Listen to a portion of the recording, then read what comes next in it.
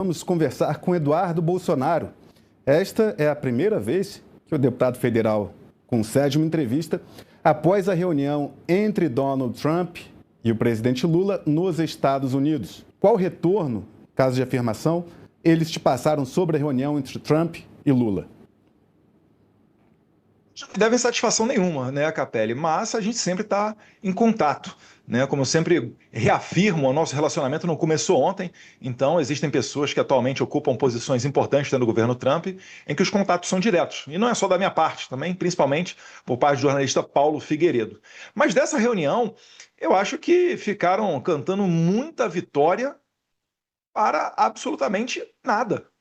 O governo Lula entrou na mesa pedindo revogação de tarifa de 50%, o que é algo até, né, uma ideia que nós temos simpatias. Eu sempre ressalto que nós nunca pedimos por essas tarifas, né, originalmente. Depois ele também pediu para reaver os vistos que foram cancelados. E também, por último, ele acabou pedindo a retirada da Lei Magnitsky contra Alexandre de Moraes e a sua esposa, né, Viviane Barça de Moraes. Nesse rápido encontro em que eles tiveram, um pouco mais de 30 minutos, o que a imprensa tem noticiado, ele ainda deu um jeito de encaixar ali o tema Venezuela, deixando para trás a pauta que teoricamente seria a pauta principal, que seria a questão da tarifa de 50%, aquela que nós chamamos de tarifa Moraes. Então o Lula ele absolutamente não conseguiu vitória nenhuma, fez uma viagem longuíssima até a Malásia. Você não chega até esse país da Ásia sem dispensar pelo menos 20 a 24 horas de viagem. Certamente o avião presidencial deve ter parado, ter feito ainda umas 2 paradas no meio do caminho, e retornou apenas com uma foto. Para finalizar, Capelli, até ontem Lula chamava o Trump de nazifascista. E hoje em dia ele tira uma foto sorrindo ao lado de Trump. Isso daí, para que as pessoas que são de direita me entendam, é como se o Jair Bolsonaro tivesse tomando um calor de Nicolás Maduro, viajasse 24 horas para chegar num destino, tirar uma foto com Maduro e voltar para casa sem nada. Qual seria a sua reação? Agora, Eduardo, então, eu quero a gente saber... está vendo um governo ineficiente. Eu quero saber, deputado, qual é a sua reação ao ter visto essa foto que nós acabamos de botar na tela do Trump sorridente ao lado de um também sorridente Lula. Olha, o Trump, ele é um negociador. Todo mundo que já leu o livro dele, ou que conhece um pouco do mundo do Trump, sabe que ele sempre pressiona para depois chegar à mesa de negociação numa posição mais confortável e bem defender os interesses dos americanos. Então, em algum momento, ocorreria essa abertura para o diálogo. Isso daí é o que foi esperado. Isso não foi mérito do Itamaraty. O Itamaraty tentou, né, a embaixadora Viotti, antecipou até o seu retorno de férias, tentou um contato dentro do State Department, Departamento de Estado, e deu com a cara na porta. Então, quando o Trump quis, da maneira que ele quis, ele aceitou conversar com o Lula. E a imprensa, não digo aqui o Metrópolis, mas uma imprensa grande em especial, vendeu isso como uma grandíssima vitória. Olha, bypassou Eduardo já era. E depois a gente viu que não foi bem assim. O Trump ouviu o que o Lula tinha a dizer, depois falou, estão aqui os meus ministros, os meus secretários, conversem com eles. Então estava ali Scott Bessent. Eu fiquei impressionado que o ministro da Economia brasileiro, Fernando Haddad, não estava lá, né, porque ele pediu uma reunião com o Scott Bessent, reclamou muito que não foi atendido. Então eu esperava que, como se trata da parte de tarifa, imaginei que pudesse ser a prioridade do Lula, que o seu ministro da Economia estivesse nesse encontro. Não estava. Né? Por outro lado, ali também estava Marco Rubio, crítico, né, severo de ditaduras latino-americanas. O único, inclusive, que está tratando de tarifas, que é o Marco Rubio no caso do Brasil. Todo o resto do mundo trata com a parte comercial do Trump. É o Scott Bessent, é o Jamieson Greer e entre outros atores da parte econômica. Então, isso daí para mim já diz muito. Não fiquei impressionado com essa foto, saberia que cedo ou tarde ela viria. Mas com um sorriso. Eu quero saber é do mundo a dos questão, fatos. A questão é o sorriso. Esse sorriso do Trump foi o que surpreendeu muita gente, né, mostrando ali uma cordialidade. Mas o Trump ele é político, Capelli. O Trump ele sorriu com foto ao lado do Xi Jinping. No dia seguinte ele bota 100% de tarifa na China. Ele viajou até a Coreia do Norte, apertou a mão do Kim Jong-un lá no paralelo 38, na divisa entre os dois países. Então, isso é surpreendente para aquelas pessoas que achavam que o Trump ia torcer o nariz para o Lula. Não, isso aí faz parte do mundo Trump. Depois desse encontro entre Lula e Trump e posteriormente também o encontro entre Mauro Vieira, o chanceler brasileiro, e o Marco Rubio, o senhor chegou a ter algum retorno após essa reunião com Lula e o que lhe passaram? O feedback que nós tivemos é que realmente não ocorreu nenhuma evolução, né? Não há no horizonte uma melhoria dessa relação. É como eu disse, uma foto não basta. Eu tenho aqui, ali atrás, ali é o livro do... Não sei se dá para ver daqui. Deixa eu pegar aqui. Quando o Trump saiu da presidência, ele fez um álbum de fotos, que é isso aqui, né? Our Journey Together. Sabe quem é que mais aparece nesse álbum de fotos? Quem? Xi Jinping. É o líder estrangeiro que mais aparece nesse álbum de fotos. Então, o Trump, não é porque ele tirou uma foto sorrindo que ele vai, né, mudar da água para o vinho. O Moraes, ele não foi sancionado da noite para o dia. Foram meses, né, de estudos, pesquisas, relatórios, convencimentos de autoridades. O próprio Paulo Figueiredo fala muito bem, né? Cerca de 7 departamentos, né, setores diferentes são necessários de convencimento, você ter o positivo, para daí colocar na mesa do presidente Trump para saber se ali terá o positivo ou não para uma sanção de lei Magnitsky, como o Alexandre de Moraes acabou tomando. O senhor não teme a revogação da lei Magnitsky contra Alexandre de Moraes por parte da Casa Branca? Olha, seria uma surpresa muito grande. Eu digo que não, por quê? Porque até agora eu não conheço ninguém que tenha conseguido fazer a reversão de uma lei Magnitsky. Sanções OFAC, por vezes elas até conseguem ser revertidas, mas demoram por vezes mais de década, a custo de muito investimento em escritório, né, em aparato para refazer o convencimento do Poder Executivo, porque isso daí não está no âmbito do Judiciário, isso está no âmbito do Executivo. Então, eu não vejo como que o Alexandre de Moraes, depois de maneira tão robusta, ser documentado, né, as suas violações, ele colocou Elon Musk como investigado, né, o Clezão que morreu na cadeia, o Scott Bessent, um dia ou 2 dias antes da reunião entre o Trump e o Lula, interrompeu o seu secretário, né, o Jamieson Greer, para falar o seguinte: olha, inclusive o Brasil, no caso do Brasil especificamente, cidadãos americanos quase foram presos no Brasil por conta de tweets. Ou seja, ele está falando da Flávia Cordeiro. Ele está falando do Jason Miller, que foi detido. Ele está falando do caso dos jornalistas Paulo Figueiredo, Alan dos Santos, Rodrigo Constantino, dentre outros. Essa realidade fática, não há motivo pelo qual ocorra um posicionamento, né, da água para o vinho.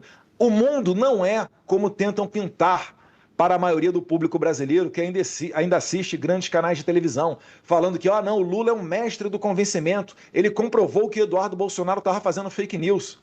Estou esperando até agora para saber qual fake news que a gente falou. Porque, na verdade, o que foi, finalizando, Capelli, o que foi dito ao Trump, basicamente, foi toda a ladainha que o Trump ouviu durante 4 anos que ele não era presidente, onde tentavam justificar a prisão dele a mais de 300 anos de cadeia.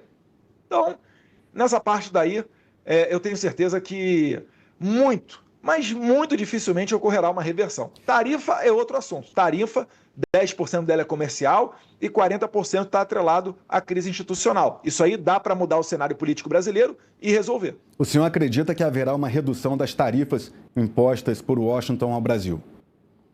Eu não falo pelo governo norte-americano, né? Mas se você for ver, o que o Trump faz? Ele puxa o país.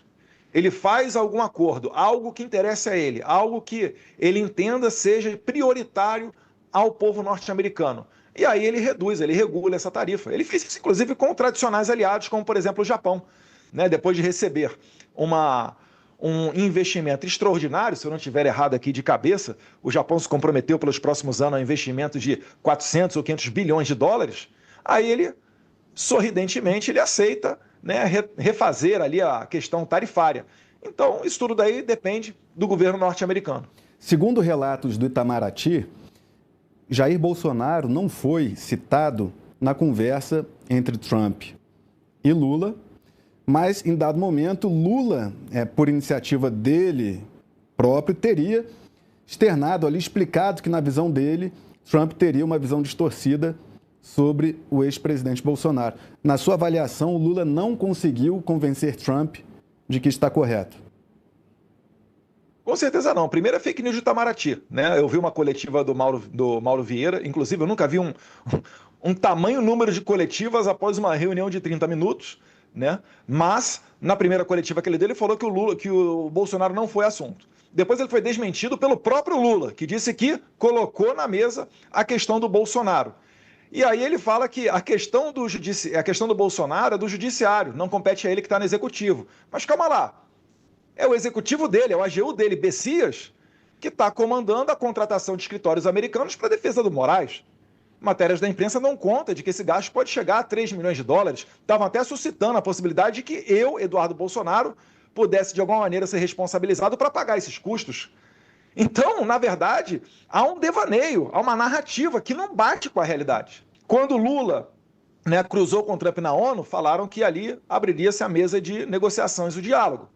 Depois as equipes de Rubio e Mauro Vieira se encontraram. Aí falaram, não, agora vamos abrir a mesa de diálogo dos presidentes. Aí os presidentes se encontram. Agora vamos abrir uma mesa de diálogo para o Lula ir para os Estados Unidos ou para o Trump vir ao Brasil. Ou seja, é uma sucessão de pataquadas, de ineficiência, e todo mundo sabe onde é que está o problema.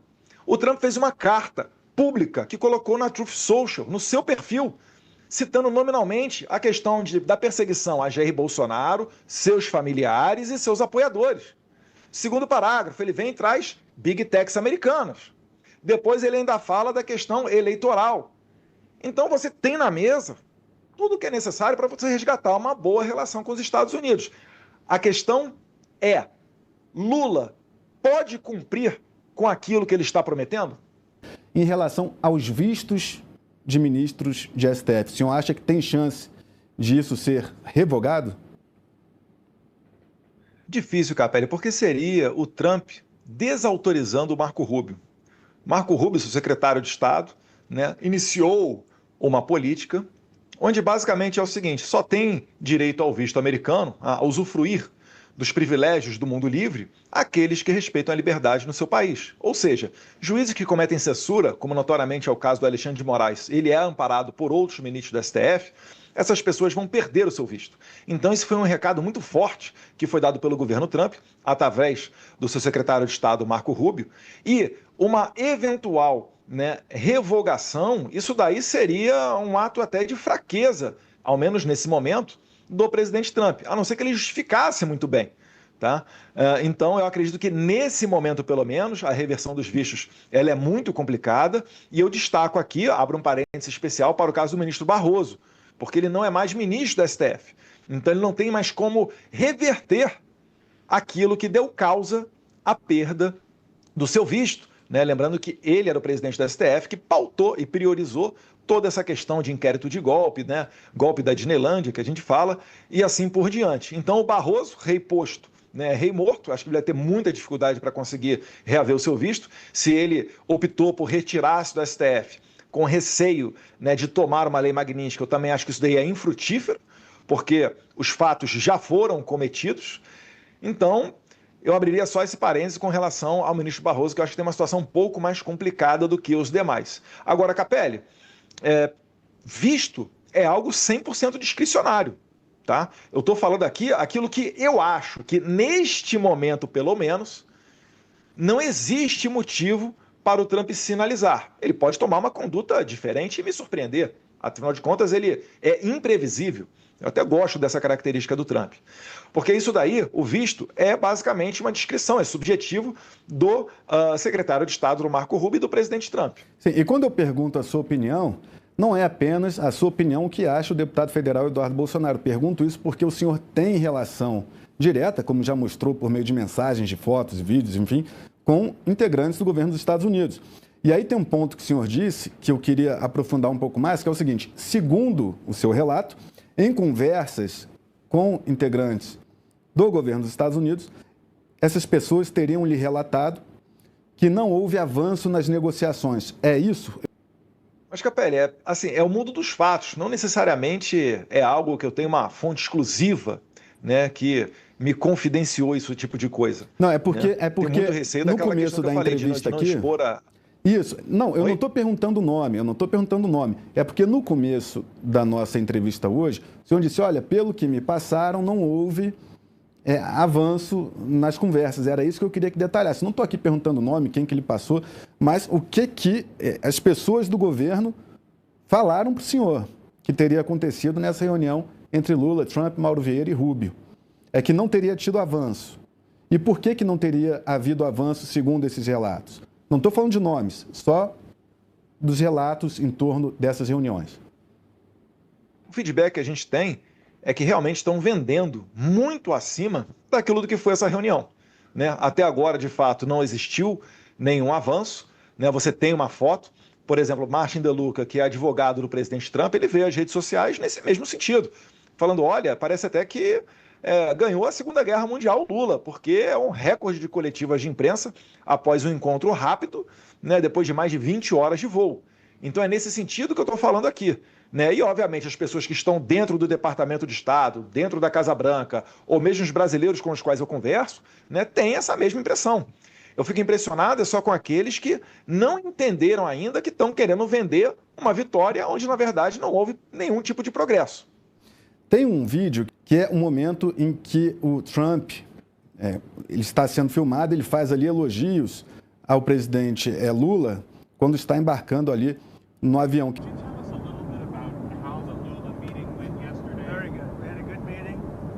We'll see what happens. I don't know if anything's going to happen, but we'll see. They'd like to do a deal. We'll see. Right now they're paying, I guess, 50% tariff. But we had a great meeting. It's happy birthday. I want to wish the president happy birthday. Okay? It's his birthday today. Did you know that? No. He's a very vigorous guy, actually, and I was very impressed. But today's his birthday. So happy birthday. All right? Would you let him know, please? Como o senhor avalia essas declarações do presidente Trump? Uma pessoa educada. Desejou parabéns a um presidente de outro país que ele acabou de se encontrar, acabou de conhecer. Né? E no mais, boa negociação com Bessent, Rubio e o Greer. E o senhor aposta... Não tem muito o que comentar, Capelli. Eu tô rindo aqui, mas desculpa, mas não tem muito o que comentar.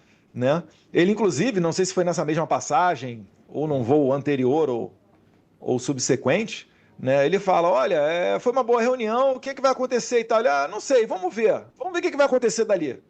Então, ele não aplica com certeza dizendo que ocorrerá algo exitoso. Certamente o Trump entende que existe muito dos países, né, lado a lado, que tem a contribuir. Mas ele não vai contribuir de qualquer maneira. Eu sempre gosto de resgatar aquele discurso do Didi Vance na Alemanha, onde ele fala o seguinte, ou nós compartilhamos dos mesmos valores, ou a nossa conduta vai ser diferente. Sim, ou seja, em termos práticos, não houve retirada de sanções, ainda não houve também redução do tarifaço, mas há uma aproximação entre as pessoas físicas de Lula e Donald Trump. O senhor acredita que essa aproximação é das pessoas físicas ali, não de Brasil e Estados Unidos, mas de Trump com Lula, acaba facilitando as intenções do presidente brasileiro? Ou acha que não vai passar de sorrisos e apertos de mão? Olha... O Trump pode perfeitamente ter um bate-papo muito agradável com Lula.